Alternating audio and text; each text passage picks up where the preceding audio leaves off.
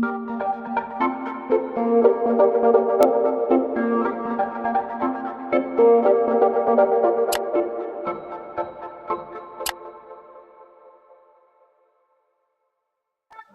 umaga mga ka-tortoise. Isang mapagpalang araw sa atin. Napakaganda ng sikat ng araw ngayon. So ito yung ating tortoise ngayon, si Ugway.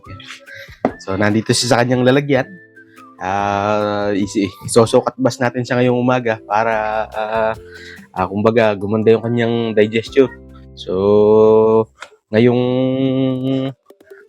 umaga, siguro ang pag-uusapan natin ay yung kondisyon ngayon ni Ugway kasi parang napapansin ko nitong mga nakaraang araw na parang matamlay siyang kumain. So titignan natin kung ano yung nangyari. Tsaka kung ano yung pwede nating maging solusyon. So sa ngayon, isosokat bas muna natin siya kasi tama-tama lumabas yung sikat ng araw kasi ilang araw na rin umuulan dito. So samahan nyo kami.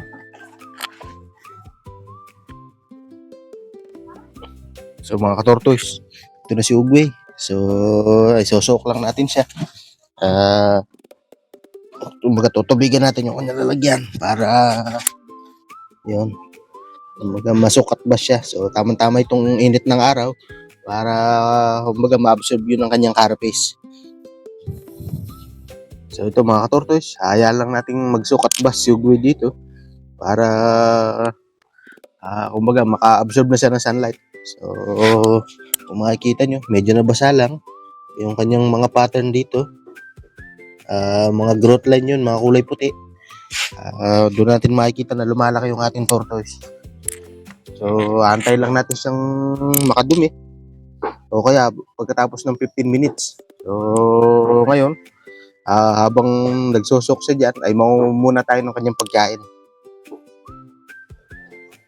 So, yun mga tortoise, nandito tayo ngayon sa ating taniman. Kukuha tayo dito nung pagkain ni Ugway, yung daon ng mulberry, ito nasa likod ko. So, ang taas ng sikat ng araw, napakainit, kaya bibilisan lang natin dito. So, samahan nyo ako. So, mga ka-tortoise, makukuha lang tayo ng daon ng mulberry. So, pipili lang tayo ng medyo magulang-gulang na, yung malaki-laki na pati. So, ito, maganda ito. Medyo naka-recover na naman tong ating mulberry. Kumbaga nakabawi na siya sa dami ng dahon kasi nung nakaraan halos maubos-ubos na itong dahon nito kasi sa sobrang init. Ngayon naman medyo nag-uulan na kaya kumbaga nakaka-recover na siya ng pagpaparami ulit ng dahon.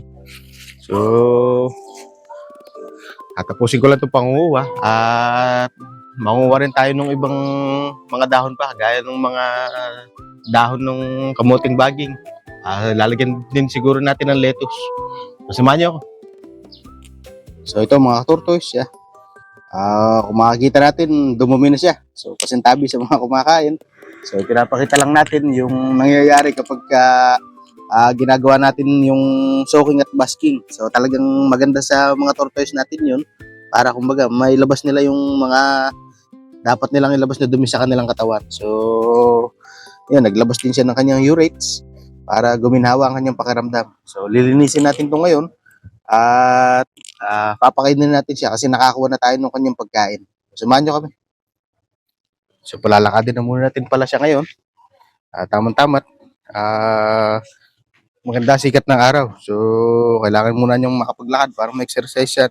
Kasi sa loob, nakakapaglakad siya pero hindi naman siya naarawan doon. So, pinakamaganda talagang papaglakadin siya sa labas.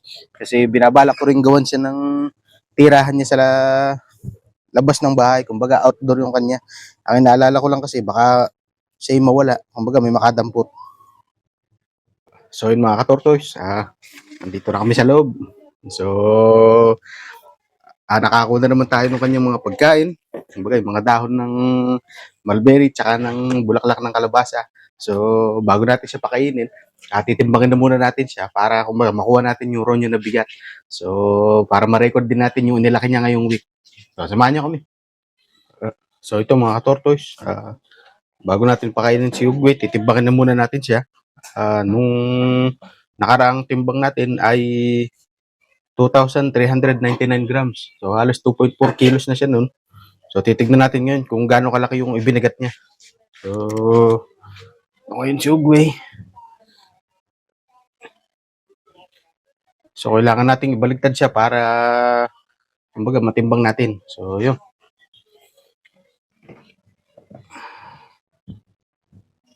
So ngayon ay 2,637. So halos mahigit 200 grams yung nadagdag sa kanya. So napakabigat ng nilaki niya. So 2.4 lang siya nung nakaraan, 2,400. Ngayon ay 2,637 na. So laki na yung binigat niya ngayon. So yun mga ka-tortoise, tapos na nating timbangin si Ugway. So nakita natin na talagang napakalaki ng ibinigat sa kanyang timbang. Mahigit 200 grams. So talagang bilis niya lumaki. So ngayon, gaya ng sinasabi ko kanina, titignan natin kung ano yung naging problema, kung bakit matamlay siyang kumain. So ang unang-una kong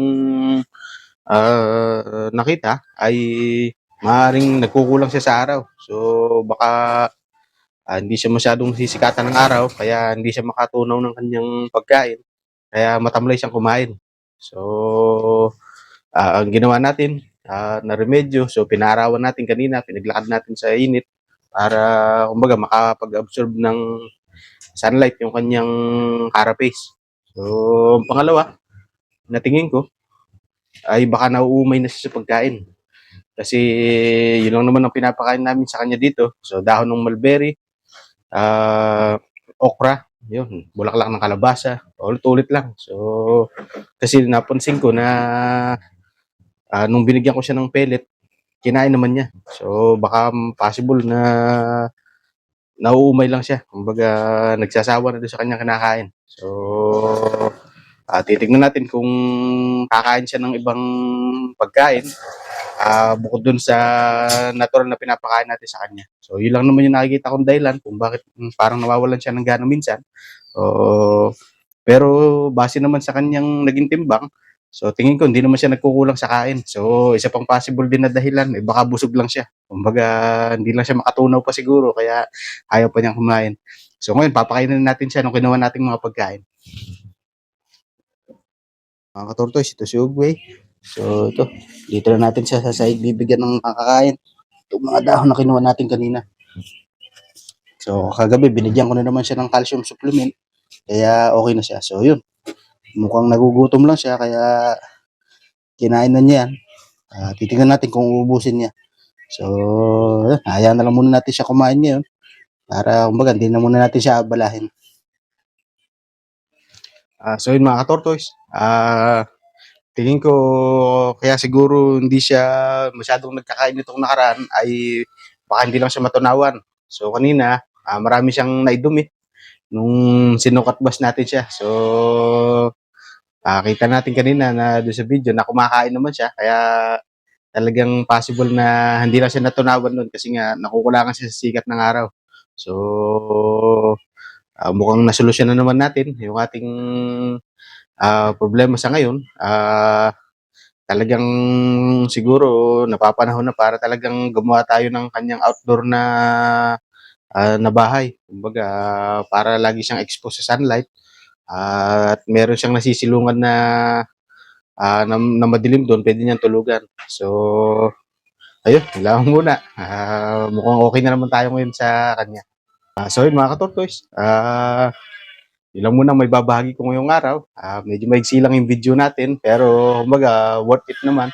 Kasi nasolusyon na naman natin yung kailangan nating gawin. So yun lamang muna sa ngayon. Maraming salamat sa inyong panonood. Please like and subscribe.